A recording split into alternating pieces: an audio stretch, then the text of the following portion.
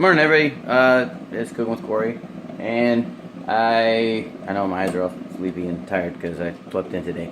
But anyway, what I'm going to do today is I'm going to show you how to make eggs and French toast, because most cooking classes in high school, that's like one of the first things I guess they teach the kids is how to make toast. I didn't think toast was very challenging. It's pretty much put it in the toaster, but they teach them to make cinnamon toast, and then they teach them how to make French toast and things like that. Simple stuff. So anyway, we got our bread, because you can't have French toast without bread. One of the things back in the day, when the bread would kind of start to get hard and crunchy and fall apart, or whatever, or get too thick and or not thick, but they would take the stale bread and they would pinch off the little moldy pieces, maybe not, and they would dip it in the egg stuff, and they would make French toast.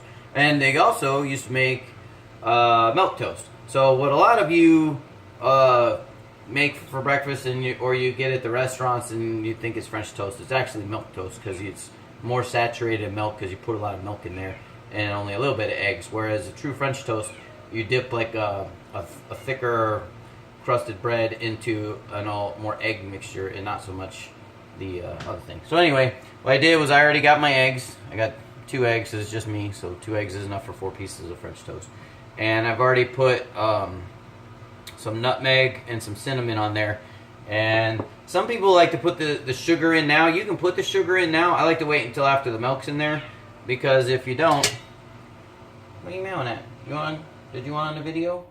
The cat wants to be on the video. Hi, princess. Say meow. Yeah, that's you. You're on TV. Anyway. Okay. My rescue cat. Don't make fun of her eye, man. She'll kick your ass.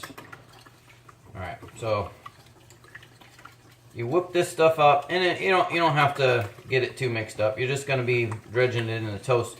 And for a real French toast, you want to have that stuff on there anyway. Oh, good morning. Who's that? Is that Chad? Or maybe it's Chad. Make your kids French toast, Chad. Don't take them to IHOP. Anyway, so I'm going to mix that up. And we got the whole milk, because I like whole milk.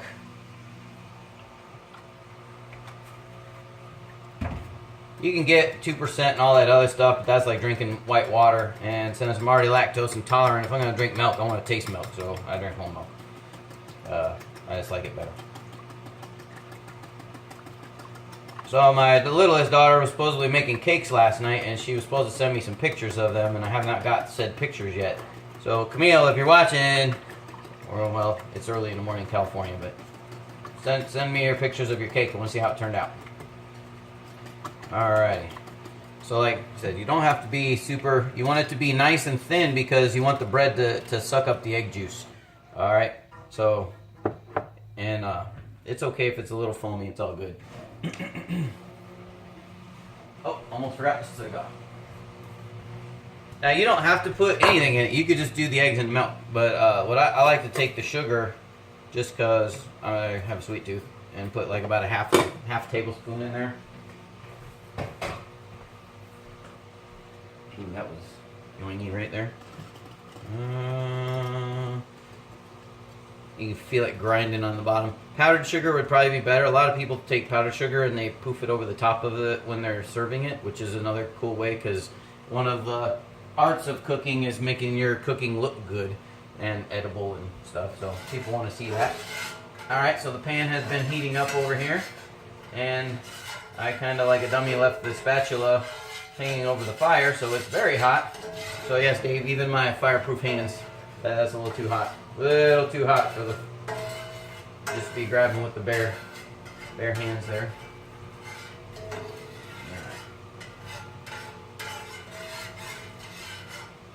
Alright.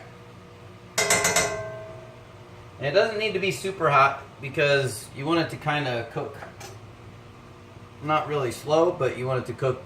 You don't want to burn your French toast as soon as you put it in there. That's not good, so nobody wants that happening. And since I have a pretty large skillet, I can probably do 2 at a time. So you just dredge them down in there and get them nice and soaked. Flip them 2 or 3 times so you get the stuff on there, and then you're gonna let it drain a little. You don't want to throw it in there with all that egg stuff on there, or you're gonna have egg toast. So you're gonna let that drip a little bit, drip some of the liquid off, and you're gonna lay it in the pan. I already put some grease in the pan too. You guys didn't see that because I was actually prepared this morning and did some stuff before I turned on the camera, which I don't. The last few times I've kind of forgot to do, and you had to watch me root through my kitchen trying to find stuff. All right. My arms really aren't that big, so if you're looking and like, man, look at them arms, I'm wearing a tight t-shirt, so. Alright. We got 2 of them babies in there. Now, if I had a griddle, I would, well, actually I do have a griddle, I just didn't pull it out. But so if I was cooking on the griddle, I would just put them all on at the same time and save some time. And then I'm also going to do some over easy eggs, because I prefer my eggs over easy. It's the way I like my eggs, or I like them soft-boiled or hard-boiled. Scrambled is my least preferred method of eggs, unless it's like an omelet, then I'll do that, or maybe a scramble. But just plain scrambled eggs, don't like that.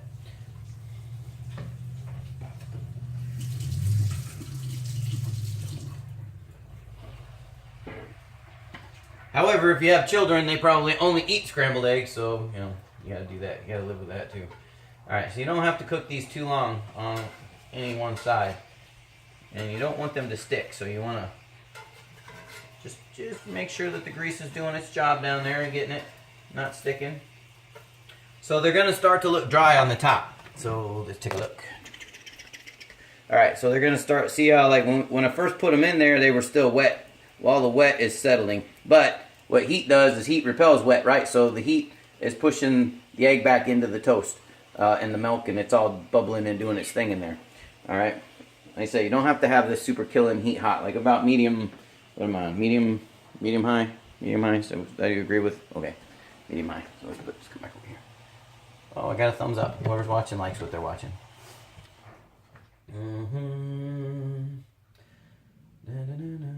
Okay. So that's kind of boring watching stuff cook. But anyway. Oh, look at that. Oh, yeah. That's good stuff. Flip that right there. Alright. So now, you want it to look like restaurant style French toast. When you flip it, that's what it should look like. Still got some egg in there, so it looks kind of eggy, but it's got the crust, but then it's got the still kind of toasty, so. And it's going to be crunchy, and it's going to be delicious. And what I did was I already put the butter out so the butter could get warm, so when I slice it and stick it on there, it's going to be all yummy. But I'm almost out of syrup, so that sucks. Oops, that just happened. Alright.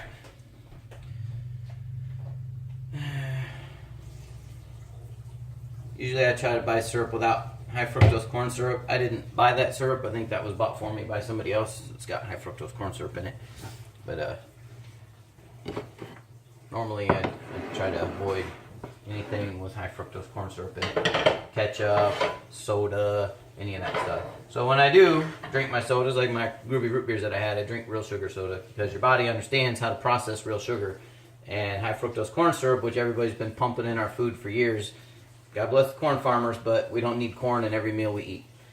So just my public service message, don't feed your kids corn syrup. Look at your labels, and if it's got corn syrup in it, there's an alternative that does not have corn syrup in it that has real sugar. And I would rather have a hyper kid bouncing off the walls than a freaking bowling ball shaped kid that he's too fat. So, alright.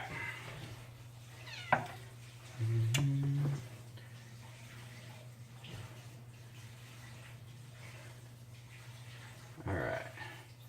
See that? Two eggs is about perfect. So we get the little drippity drips here. Uh-oh. Uh-oh. The fat moved. Oh, that's not good. So that's how you know when your stove isn't level. I'm home this weekend, so I'm going to be doing a lot of stuff, and I think leveling the stove might be one of those things that I do this weekend.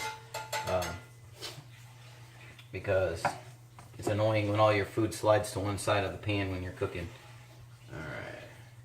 The only bad thing is I might have super saturated this piece of French toast here a little more than I wanted to. that's alright. Throw them in the pan. And then blot up the last little bit of juice with this one here. Get your stuff in there. Get yourself in there. Get some egg on you. Just clean the bowl out. Kind of rub him on this guy too, because this guy's a little more wet than the other ones. So I can like make them touch each other. Do a little toast docking here to get that going there. All right.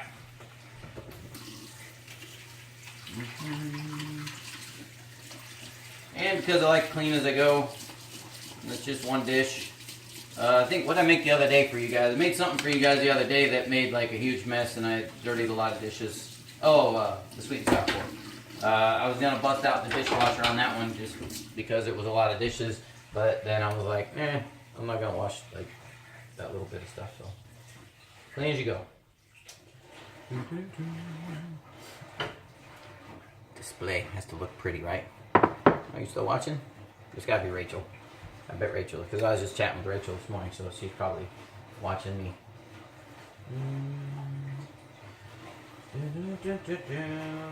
Kick it up a little notch. Mainly because I'm impatient and I don't like my videos to go more than 20 minutes. And what am I at? 11.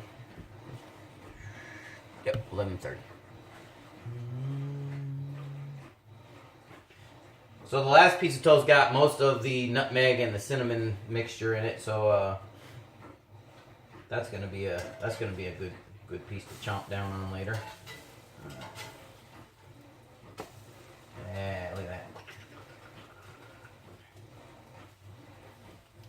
Alright, so normally if I was cooking for other people and making this, so their toast wasn't cold, I'd have the oven warm and a warm plate. I'd be putting the toast in there, but since it's just me and I don't really care, I will eat it this way. But let's get ready for the eggs, because the eggs are with the French toast, because it's like a restaurant, right? Cooking with Cory, gotta do the home meal, right? Alright. And I did eventually go get rice to eat with the sweet and sour pork, and it was delicious. Although I made too much, so I ate it for 4 days, but it was good.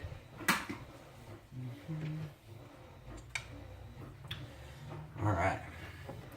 So what I like to do when I do eggs over easy is I like to put them in a container so that both eggs hit the pan at the same time and they cook equally. Sometimes what happens is like you click one and the pan's hot and that egg starts cooking and the heat transfer's happening, and while you're grabbing the other egg and that egg's just going crazy sucking all the heat, and then you put the other egg in there on top of it with it, like, but that gap, so like one egg will be more done than the other. So I just throw them in there both at the same time. Same, right? I like it.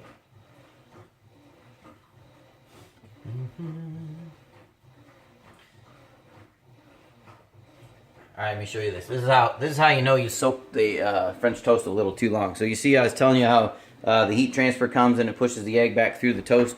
So like if you left it in the liquid too long and you flipped it the other side, it was actually cooking now. But like you can see, there's little egg volcanoes squirting out of there.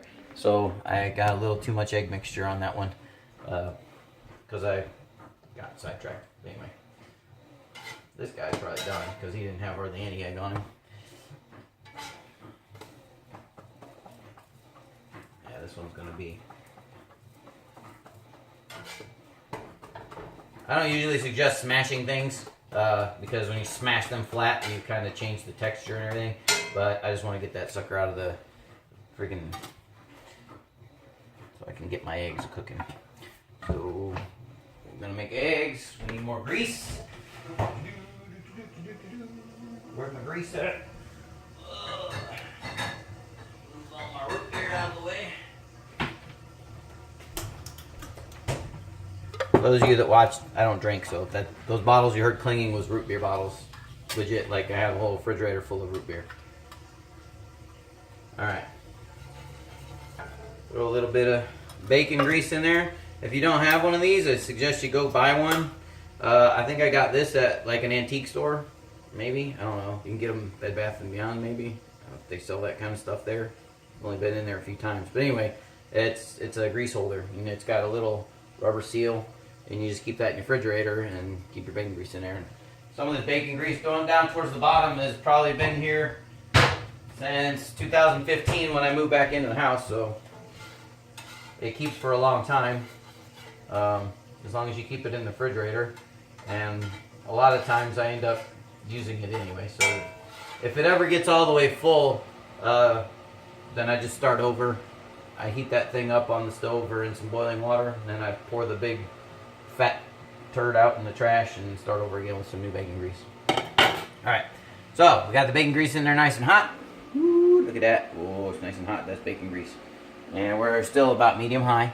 So I'm going to take, yeah, it looks like you can see there. I'm going to take these and I'm going to pour them in the pan. I'm going to nudge them a little bit to keep them right by each other. So when you first put them in there, the stuff's going to want to fly all over the place, right? It starts moving and jiving and getting everywhere. You want to try to pop some of these bubbles early. And kind of wrestle this stuff in, keep it close to the egg. Just because that thin stuff makes it kind of hard to get through. And as long as you don't pop the little membrane that keeps the yolk in there, you can be pretty. You can pop holes in it. It's not going to hurt nothing.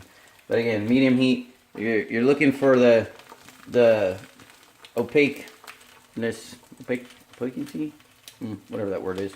You're looking for it to get opaque. So as it turns more white, then that's what you're looking for. And with over easy eggs, if you're gonna do sunny side up, I don't like sunny side up. I mean, because the membrane on top is still not cooked. But you would just keep leaving them there until a little bit lower heat until the egg is totally white and the yolks are sunny side up. And you take them out and they're good. But not for me. I like mine over easy. So over easy, you cook it maybe, what has it been? A minute, 2 minutes, something like that. Until the color just starts to change to where it's all starting to be, you still have a little bit of raw up on top, but it's not quite. So then you work your flipper under there, you get your utensil under there, like that. And you want to flip them same time, same, just like that. That's over easy. Yep, they're over easy. So you want to make sure you have lots of grease in your pan and you flip them easy or you shatter the yolks. And if they're sticking a little bit, you just want to keep kind of working around there to get the stick off, because if you just try to pork it off there when it's sticking, then you're going to rip the yolk open and then you're going to have yolk all over the place. Not that that's a bad thing, because then you just make a fried egg and make a fried egg sandwich out of it. But. So once you have done the flip, it's already almost cooked all the way anyway, so you don't have to let it stay too long on this side. I'm going to do these a little more over medium just because I don't want the wet snot stuff in there. Bam! That's kind of a over easy, over medium egg right there.